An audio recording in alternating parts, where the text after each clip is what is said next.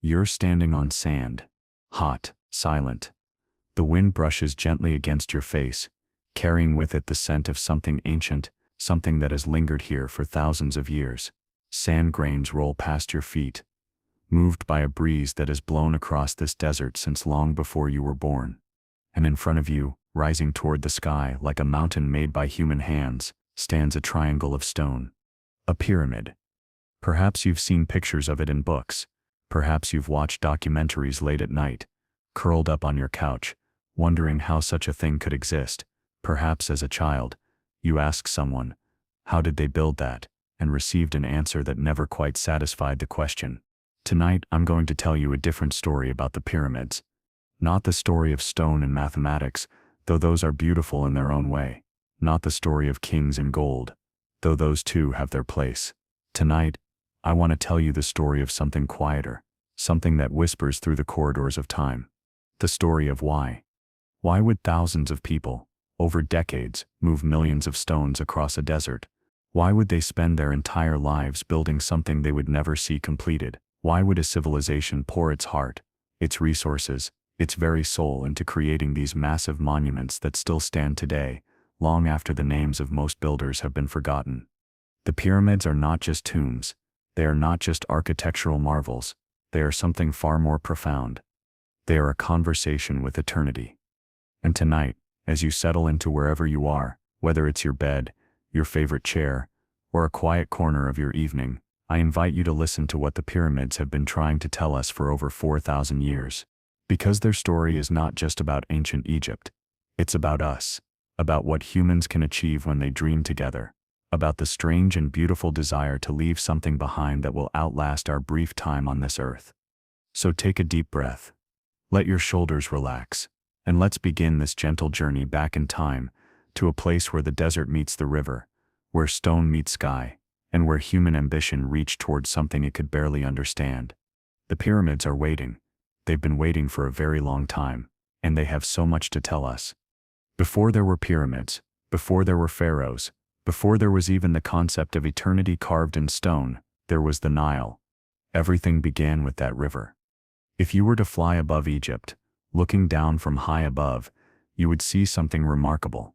A thin green ribbon, cutting through an ocean of tan and gold, the Nile, snaking its way through one of the harshest deserts on earth, bringing life where there should be none. For the people who settled along its banks thousands of years ago, the Nile was not just a river, it was everything. It was their calendar, their highway, their grocery store, and their god all rolled into one serpentine flow of water that seemed to possess its own mysterious intelligence. Every year, like clockwork, the Nile would rise, the waters would swell, spilling over the banks, flooding the fields. To someone unfamiliar with this rhythm, it might have seemed like a disaster, but to the ancient Egyptians, it was a promise kept. The flood would recede, leaving behind rich, dark soil, silt carried from the heart of Africa, deposited gently across the floodplain like a gift from the gods. And in that soil, you could grow almost anything. Wheat, barley, flax, vegetables. The Nile's annual flood turned a narrow strip of desert into one of the most productive agricultural regions in the ancient world. It was this abundance, this reliable rhythmic generosity of the river, that allowed Egyptian civilization to flourish. But here's what's interesting, what's truly fascinating if you think about it quietly for a moment. The Nile didn't just feed bodies, it fed minds, it fed imaginations, it created something rare in the ancient world: predictability. Most ancient peoples lived at the mercy of chaos. Droughts could strike without warning. Floods could destroy everything. Seasons could shift unpredictably. But in Egypt, the Nile rose and fell with such regularity that you could set your entire society by it. This created a psychological shift. If the river returned every year without fail, if the sun rose every morning, if the stars wheeled across the sky in their eternal patterns, then perhaps there were other eternal things. Perhaps death itself was not an ending, but just another cycle. Perhaps like the Nile, life could return. This is where the story of the pyramids truly begins, not with stone, but with an idea. The idea that eternity was not just possible, it was the natural order of things. The ancient Egyptians looked at their world and saw patterns. The sun died every evening in the west, traveled through the underworld all night, and was reborn every morning in the east. The Nile died every year during the dry season, only to return, renewed and life-giving. Even the scarab beetle, that humble dung beetle they watched roll balls of dung across the sand, seemed to create life from death, as young beetles emerged from those unlikely spheres. If beetles could be reborn, if the sun could be reborn, if the Nile could be reborn, why not humans? But here's the catch. Rebirth, they believed, required preparation. The body needed to be preserved, the name needed to be remembered, the soul needed a home to return to, and most importantly, the person needed to be worthy. They needed to have lived a life aligned with Madat, the Egyptian concept of truth, balance, order, and cosmic harmony. For most Egyptians, this preparation was modest, a simple burial, perhaps some food and tools for the afterlife, a prayer or two. But for the pharaoh, the living God, the bridge between humanity and the divine, death required something far more elaborate. Because if the pharaoh failed to achieve eternal life, the entire cosmic order might collapse. His death could not be an ending. It had to be a transformation, a transition from earthly rule to divine existence among the gods, and that required a structure worthy of a god, something that could house not just a body but an entire cosmos in miniature, something that would last not years, not centuries, but forever. It required a pyramid. The first pyramid didn't look like the ones you're imagining right now. No smooth sides reaching elegantly toward the sky. No perfect geometric form that seems to defy the very concept of age and decay. The first pyramid was, well, it was a bit of an accident, really. A beautiful accident, but an accident nonetheless. His name was Djoser, Pharaoh of Egypt, around 2650 BCE, during what historians call the Third Dynasty, and his architect was a man named Imhotep, whose name literally meant, the one who comes in peace. Imhotep was remarkable, not just an architect but a physician, a priest, a scribe and a sage. Centuries after his death, he would be deified, worshipped as a god of medicine and wisdom. But during Djoser's reign, he was simply a man with a problem to solve. How do you build a tomb for a pharaoh that will last forever? Until this point, Egyptian royal tombs had been relatively simple structures called mastabes. Imagine a large rectangular platform made of mud brick, with a flat roof and sloping sides. They looked, if you'll forgive the comparison, a bit like massive bread loaves rising from the desert floor. They were practical, they were traditional, and they were a bit boring. Imhotep looked at the traditional mastaba, and thought, what if we went bigger? So he built a mastaba, and then instead of stopping, he built a smaller mastaba on top of it, and then another on top of that, and another. 6 layers in total, each one slightly smaller than the one below, creating a stepped structure that rose about 200 feet into the air.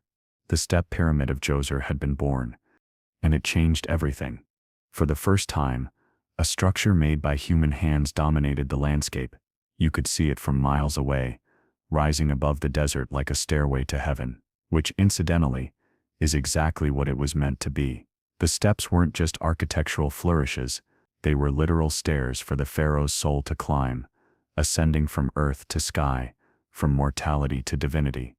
But here's what's remarkable about this moment in history. Imhotep didn't just build a bigger tomb, he built it entirely out of stone. This might not sound revolutionary to us, living in a world of concrete and steel, but in Djoser's time, it was unprecedented.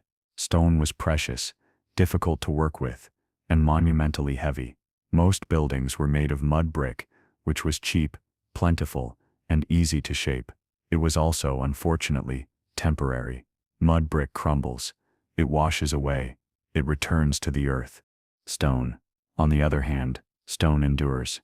Imhotep chose limestone, millions of small limestone blocks, each one carefully cut, shaped, and placed by hand.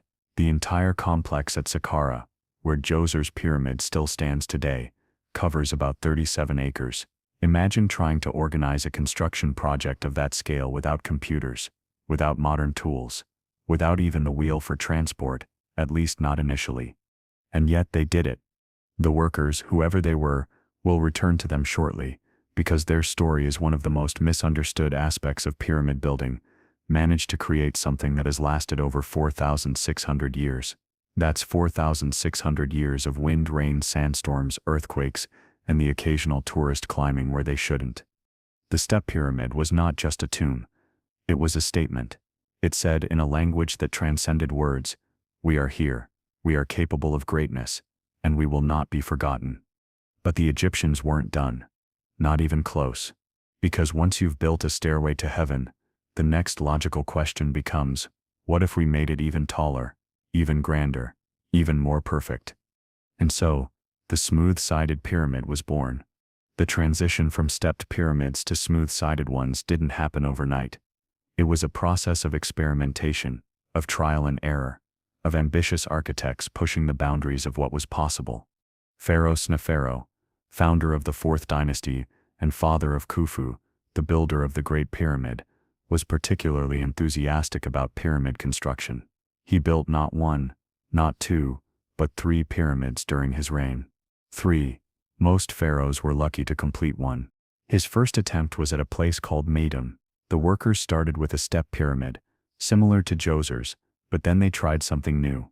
They filled in the steps with limestone casing blocks, creating smooth, sloping sides. For a while it probably looked magnificent, but there was a problem. The outer casing wasn't properly bonded to the inner core, and at some point, whether during construction or centuries later, the smooth casing stones collapsed, leaving behind the stepped core we see today, rising from a hill of rubble like a pyramid emerging from its own ruins. Lesson learned: smooth sides require better engineering. Sneferu's second attempt is known today as the bent pyramid, and it is perhaps the most endearing pyramid ever built, because it looks like the ancient Egyptians simply changed their minds halfway through. The pyramid starts at a steep angle of about 54 degrees, ambitious, dramatic, but about halfway up, the angle suddenly changes to a much gentler 43 degrees, giving the pyramid a distinctly bent appearance, as if it decided to slouch a bit to avoid hitting the ceiling. What happened? Historians and archaeologists have debated this for years. Maybe they realized the steep angle was structurally unsound and would collapse under its own weight. Maybe the pharaoh was getting old, and they needed to finish quickly. Maybe they simply ran out of stone or workers. Whatever the reason, the bent pyramid stands as a monument to adaptation, to recognizing when a plan isn't working, and having the wisdom to adjust. And then came Sneferu's third pyramid, the Red Pyramid, named for the reddish hue of its limestone blocks. This time, they got it right. A consistent angle of 43 degrees from bottom to top, smooth sides, structural integrity. It still stands today, the third largest pyramid in Egypt, and the first successful smooth-sided pyramid ever built. Sneferu's 3 pyramids represented more than just buildings. They represented learning, evolution, the gradual refinement of an idea from what if we tried this, to now we know how to do this. And all of this experimentation, this accumulated knowledge, this hard-won wisdom, was passed down to Sneferu's son. His name was Khufu. And he was about to build something the world had never seen before. The Great Pyramid of Giza is, well, it's difficult to talk about without resorting to superlatives that sound like exaggeration even though they're not. For over 3,800 years, it was the tallest man-made structure on Earth. Think about that for a moment. From approximately 2560 BCE until the Lincoln Cathedral was completed in England in 1311 CE, nothing built by human hands reached higher into the sky. That's a record that stood longer than most civilizations have existed. Originally, it rose 481 feet high. Today, after centuries of weathering and the loss of its smooth limestone casing, it stands at about 455 feet, still taller than a 40-story building, still massive beyond easy comprehension. It's made of approximately 2.3 million stone blocks, each weighing on average about 2.5 tons. Some of the granite blocks in the king's chamber weigh as much as 80 tons. 80 tons. That's roughly the weight of a dozen elephants, hauled up to a chamber deep inside the pyramid's heart. The base covers 13 acres. The 4 sides are almost perfectly aligned with the cardinal directions, north, south, east, and west. We're talking about an accuracy within fractions of a degree, achieved without modern surveying equipment, without GPS, without even magnetic compasses. How? The ancient Egyptian architects likely used the stars, by observing the rising and setting points of stars on the horizon, and using simple tools like plumb bobs and right angles, they could establish true north with remarkable precision. It wasn't magic. It was careful observation, mathematical understanding, and patience. The pyramid's sides are slightly concave. Each face is very slightly indented along the center line, a feature that's almost impossible to notice with the naked eye, but becomes visible from the air, or in certain lighting conditions. Why? We don't know for certain. Perhaps it was structural, helping to prevent the casing stones from sliding. Perhaps it was aesthetic, a subtle refinement visible only to the gods above. The internal structure is equally impressive. 3 chambers, connected by narrow passageways that would be claustrophobic even for people much smaller than modern humans. The Grand Gallery, an ascending corridor with a corbelled ceiling that rises to over 28 feet high, its walls leaning inward in a series of overlapping courses that create a space both majestic and eerie. And at the heart of it all, the King's Chamber, a room made entirely of red granite, brought from Aswan, over 500 miles to the south. The ceiling consists of 9 massive granite slabs, each weighing dozens of tons, supported by an ingenious system of relieving chambers above designed to distribute the enormous weight of the pyramid and prevent the burial chamber from being crushed. In that chamber once rested a granite sarcophagus, empty when it was first explored in the 9th century CE. No treasure. No golden artifacts. Just an empty stone box in an empty stone room, at the center of a monument that had taken decades to build. Where did everything go? Tomb robbers. Almost certainly. Probably within a few centuries of the pyramid's completion. The pyramids, for all their grandeur, were never particularly good at their primary job of protecting the pharaoh's burial. The more impressive the pyramid, the more it screamed, "Valuable things are inside here," to anyone willing to dig a tunnel through several dozen feet of solid limestone. But here's what the robbers couldn't steal: the pyramid itself, the structure, the achievement, the fact that humans, working with copper tools, wooden sledges and rope, managed to create something that would stand for over 4,500 years. That accomplishment, that remains untouched. Now let's talk about something that has fascinated, frustrated, and occasionally driven people to wild speculation for centuries. How did they build it? This is the question, isn't it? The one that launches 1,000 theories, from the plausible to the absurd. And I'll be honest with you, we don't know for certain. We have evidence, educated guesses, experimental archaeology, and logical deductions based on the tools and technology available at the time. But we don't have an ancient Egyptian instruction manual titled Pyramid Building for Dummies, with step-by-step illustrations. What we do have is evidence, and that evidence tells a story that is in many ways more impressive than any alien intervention or lost ancient technology theory.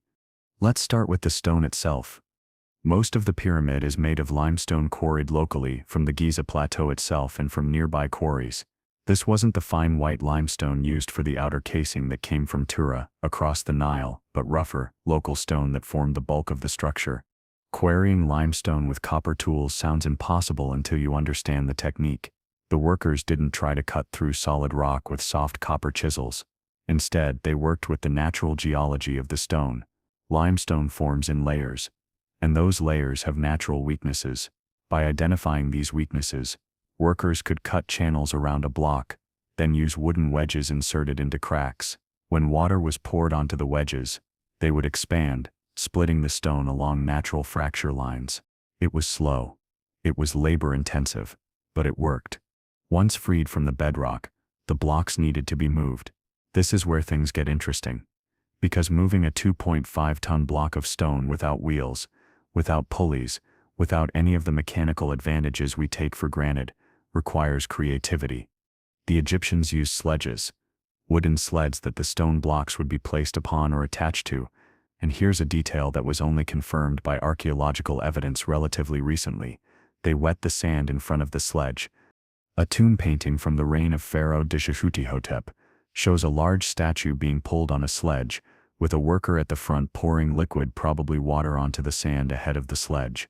For a long time, scholars assumed this was purely ceremonial. But in 2014, physicists from the University of Amsterdam tested this technique and found that wetting the sand in front of a heavy sledge reduces the friction by up to 50%. Suddenly, moving multi-ton blocks becomes not easy, but feasible. Teams of workers, perhaps 20 to 30 per block depending on its size, could pull it across wet sand on wooden sledges. Slow progress, certainly, but progress nonetheless. Getting the blocks up the pyramid as it grew taller presents another challenge. Again, we don't have definitive proof, but the most plausible theory involves ramps.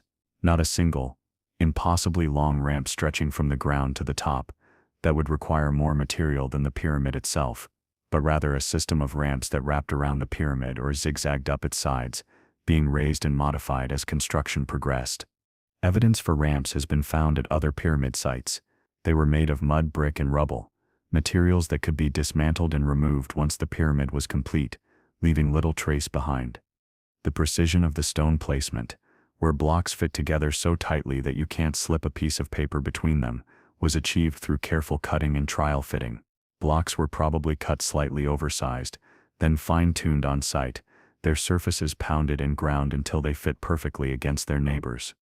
The whole process would have looked, if you could watch it from above, less like the construction sites we're familiar with, and more like the world's largest, slowest jigsaw puzzle being assembled by thousands of people working in coordinated teams, each one responsible for a small part of an incomprehensibly large whole. But here's what I find most beautiful about all of this. The methods weren't miraculous. They were human. The tools weren't beyond comprehension. They were the tools available at the time, used with skill and ingenuity. The workers weren't slaves driven by whips and starvation, despite what Hollywood would have you believe. They were people. Skilled craftsmen, seasonal laborers, engineers, mathematicians, and ordinary Egyptians participating in a project that was, in its way, a collective dream. And that brings us to perhaps the most important question of all. Who built the pyramids? For a long time, the popular imagination pictured pyramid construction as the work of slaves. Thousands, maybe hundreds of thousands, of enslaved people toiling under the brutal Egyptian sun, forced to haul blocks until they collapsed, their bodies thrown aside and replaced by fresh victims. This image is deeply embedded in popular culture. You've probably seen it in movies, read it in books, maybe even learned it in school. It's dramatic. It fits a certain narrative about ancient civilizations and the dark side of human ambition. It's also almost certainly wrong. The evidence that has emerged over the past few decades, particularly from archaeological excavations of workers' villages near the pyramids, paints a very different picture. In the 1990s, archaeologists led by Mark Lehner and Zahi Hawass discovered extensive settlements near the Giza pyramids. These weren't prisons or slave quarters. They were workers' towns, complete with bakeries, breweries, medical facilities, and comfortable housing. The skeletons found in workers' cemeteries near the pyramids tell us even more. These people were well fed, receiving plenty of protein and nutrition. When they were injured and construction work certainly caused injuries, they received medical care. Broken bones had been set and healed. One worker with an amputated arm had survived the procedure and lived for years afterward, his arm having healed properly. This suggests a society that valued its workers enough to invest in their health and recovery. The tombs themselves, modest but respectful, were located near the pyramids, an honor that would never have been granted to slaves. The ancient Egyptians believed that being buried near the pharaoh's pyramid offered spiritual benefits in the afterlife. These workers were laid to rest in sight of the monuments they had helped create, their tombs inscribed with their names and titles. "I built this," their graves seemed to say. "I was here. I mattered." Graffiti found inside the pyramids themselves. Yes, ancient graffiti. Humans have been writing "I was here" on walls for thousands of years. Shows the names of work gangs, teams with names like Friends of Khufu or Drunkards of Menkaure. These weren't the names of oppressed slaves. They were the names of proud teams, competing with each other, taking ownership of their work. So who were these workers? The evidence suggests a mixed workforce, a core group of skilled craftsmen, stonecutters, engineers, architects, carpenters, who worked year-round, and a much larger group of seasonal laborers, probably farmers who participated during the Nile's flood season, when their fields were underwater and agricultural work was impossible. For these seasonal workers, pyramid construction might have been something akin to a national service or a religious duty. They were fed, housed, and probably paid in some form, either with goods or with credit that could be used for tax obligations. They returned to their villages afterward, not as broken slaves, but as people who had participated in something monumental, something that connected them to their king, their gods, and the cosmic order of Mod. This doesn't mean the work was easy or pleasant. Construction accidents happened. The labor was backbreaking. The Egyptian sun was merciless, but it was work done by citizens, not slaves. Work done with skill, not just brute force, and work done at least in part, willingly. Because here's the thing about the pyramids that's easy to forget when we focus too much on how they were built. The ancient Egyptians believed in what they were building. To them, the pyramid wasn't just a tomb, it was a machine for resurrection. A gateway between worlds. A cosmic engine that would ensure the pharaoh's successful transition to the afterlife, which in turn would maintain the harmony of the universe, ensure the Nile would continue to flood, and keep chaos at bay. Building the pyramid was participating in the maintenance of reality itself. When you believe that your work is holding back the forces of cosmic chaos, it changes the nature of the labor. It's no longer just moving stones, it's participating in something sacred, something that gives your life meaning and connects you to powers far greater than yourself. The pyramids were built not just with copper and limestone, but with faith. Let's talk about numbers for a moment. Not the dry statistics of height and weight, but the numbers that reveal something about the scale of human coordination required to build these monuments. Conservative estimates suggest that building the Great Pyramid required a workforce of about 20,000 to 30,000 people at peak construction periods. Some estimates go higher, some lower, but let's work with that range. 20,000 people. To put that in perspective, that's roughly the population of a decent-sized town, all focused on a single project. These people needed to be fed, which meant the agricultural system had to produce a surplus large enough to support them. They needed to be housed, which required a parallel construction effort building the workers' village. They needed tools, which needed to be manufactured and maintained. They needed water, brought from the Nile. They needed medical care, spiritual guidance, organization, and leadership. Managing a project of this scale requires bureaucracy, record-keeping, accounting, supply chain management. You need overseers tracking which teams are working where. You need someone managing the quarries, ensuring stone is being cut at the right rate to match construction needs. You need bakers producing thousands of loaves of bread daily, brewers making beer. The Egyptians drank beer with almost every meal, as it was safer than water and provided calories and nutrients. Doctors treating injuries, priests performing rituals. You need, in short, a functioning civilization operating at a level of organizational sophistication that many people assume didn't exist in the ancient world. But it did exist. We have the papyri that prove it. Records of grain deliveries, work schedules, tool distributions. The ancient Egyptians were obsessive record keepers, and while most of these records have been lost to time, enough survive to give us glimpses of the massive administrative apparatus that supported pyramid construction. And here's what's truly remarkable. They did all of this without many of the technologies we consider essential. No wheels for heavy transport. No pulleys at least. No evidence of pulley systems advanced enough for the largest blocks. No iron tools. Iron working didn't reach Egypt until much later. They worked with copper, which is much softer. No modern mathematics, though they developed sophisticated practical geometry, and had a good working knowledge of ratios and proportions. They had measuring rods, plumb bobs, squares, and levels. They had their eyes and their minds and their accumulated experience. They had the kind of knowledge that gets passed down through generations, refined through practice, the wisdom of apprenticeships and masters teaching students. And they had time.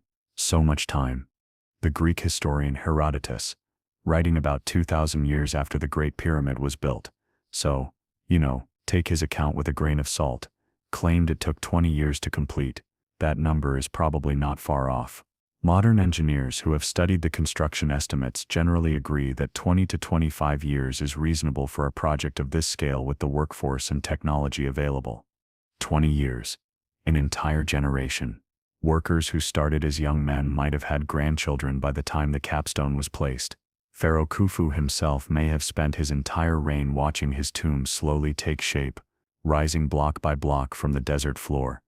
This kind of multi-generational commitment is hard for us to grasp in our modern world of instant gratification and quarterly profit reports. Imagine dedicating your life to something you won't live to see completed. Imagine teaching your children a skill specifically, so they can continue your work after you're gone. The pyramids required not just labor and organization, but something else, something we might call civilizational patience, the ability to work toward a goal that extends beyond any single human lifespan.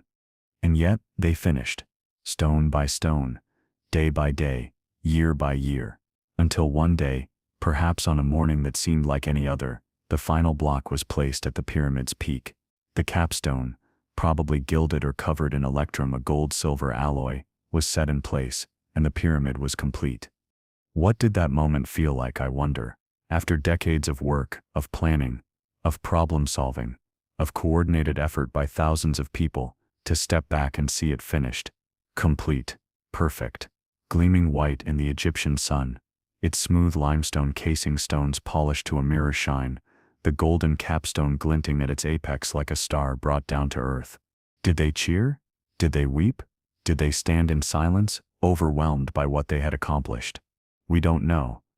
But I like to imagine that they felt what anyone feels at the completion of a great work: pride, satisfaction, exhaustion, and perhaps a touch of sadness that it's over, that the daily purpose that had structured their lives for so long was now behind them. And then, life moved on. Because that's what life does. The pyramids, once built, didn't remain pristine monuments frozen in time. They became part of the living landscape of ancient Egypt, witnesses to everything that came after. Over the centuries and millennia following their construction, the pyramids saw empires rise and fall. They watched as Egypt's old kingdom collapsed into the chaos of the first intermediate period. They stood silent as the Middle Kingdom reunited the land, built new pyramids, smaller ones but still impressive, and then collapsed in turn. They witnessed the New Kingdom, when pyramid building had long since ended, and pharaohs were buried in the hidden tombs of the Valley of the Kings, trying to protect their mummies from the grave robbers who had so thoroughly plundered the pyramids. They saw the Persians conquer Egypt, then the Greeks under Alexander the Great, then the Romans who turned Egypt into Rome's breadbasket, shipping grain by the ton to feed the hungry masses of the empire. The pyramids were ancient even to the ancient Romans. When Julius Caesar walked in Egypt, the pyramids were already 2,500 years old. To Cleopatra, the last pharaoh of Egypt, the building of the Great Pyramid was more distant in time than Cleopatra is to us today. Think about that. Cleopatra is closer to the invention of the iPhone than she was to the construction of the pyramids. The pyramids predate her by more time than she predates us. They had already been standing for twice as long as all of recorded Western history since the fall of Rome. And through all of this, through all the dynasties and empires and ages, the pyramids endured. But they didn't remain unchanged. The first major change was the loss of the smooth casing stones. These outer layer blocks, made of fine white Tura limestone, were attached to the rougher inner core. For centuries they stayed in place, giving the pyramids their smooth, gleaming appearance. But over time, earthquakes loosened them. And later, much later, medieval Cairo needed building stone. Why quarry new limestone when perfectly good blocks were sitting right there, already cut to size? The casing stones were stripped away, carted off to build mosques, palaces, and houses in Cairo. It's ironic, really. Stones that were meant to last forever, carefully placed to create a perfect geometric form, ended up as doorways and walls in buildings that have themselves long since crumbled to dust. Today, only a few casing stones remain at the base of Khafra's pyramid, the second largest of the three major Giza pyramids, giving us a glimpse of what they all once looked like. The Great Pyramid is now a stepped structure, the inner core blocks exposed, weathered and broken in places, still massive, still impressive, but different, rougher, more vulnerable to the elements. The capstones, those precious golden peaks, disappeared long ago. Whether they were stolen, fell during earthquakes, or were removed by later rulers who wanted the gold, we don't know. What we do know is that none of the major pyramids retain their original capstones today. The structures that were meant to complete the connection between earth and sky now end abruptly, their tops flattened by time and human intervention. People have been exploring, theorizing about, and occasionally plundering the pyramids for as long as history has been recorded. The earliest known pyramid intrusion was by Pharaoh Ramesses II in the 13th century BCE, over 1,000 years after the Giza pyramids were built, who cleared sand from the Sphinx and pyramids as part of a restoration effort. Even then, they were considered ancient monuments in need of preservation. The ancient Greeks visited the pyramids as tourists, just as we do today. Herodotus came, asked questions and wrote down what the Egyptian priests told him, which was probably a mixture of actual history, garbled tradition, and things made up to entertain curious foreigners. The pyramids were listed by ancient writers as one of the 7 wonders of the ancient world. And unlike the Hanging Gardens of Babylon, the Colossus of Rhodes, the Lighthouse of Alexandria, the Mausoleum at Halicarnassus, the Temple of Artemis, and the statue of Zeus, all of which have been destroyed by earthquakes, fire, or human hands, the Great Pyramid alone remains, the oldest of the ancient wonders, and the only one still standing, still bearing witness. The Islamic conquest of Egypt in the 7th century CE brought new explorers. Caliph al-Ma'mun, son of the famous Harun al-Rashid, ordered his workers to tunnel into the Great Pyramid in 820 CE. They spent months hammering through solid limestone, creating the passage now called the Al-Ma'mun Tunnel, hoping to find treasure. Instead, they found empty chambers and a sarcophagus that had been opened long ago. Whatever had been inside the Great Pyramid, if anything, was long gone. Napoleon visited the pyramids during his Egyptian campaign in 1798. His savants, the scientists and scholars he brought with him, produced detailed drawings and measurements that would form the basis of Egyptology as a formal academic discipline. Napoleon himself reportedly spent a night alone inside the king's chamber of the Great Pyramid. When he emerged the next morning, his friends said he looked shaken, pale, as if he had seen something disturbing. When asked what happened, Napoleon refused to discuss it. "You would never believe me," he allegedly said. What he experienced, if anything, remains unknown. He took the secret to his grave. In the 19th and early 20th centuries, the age of colonial archaeology, European explorers and archaeologists swarmed over the pyramids, excavating, measuring, theorizing, and unfortunately, removing artifacts to museums in London, Paris, Berlin, and other Western capitals. This period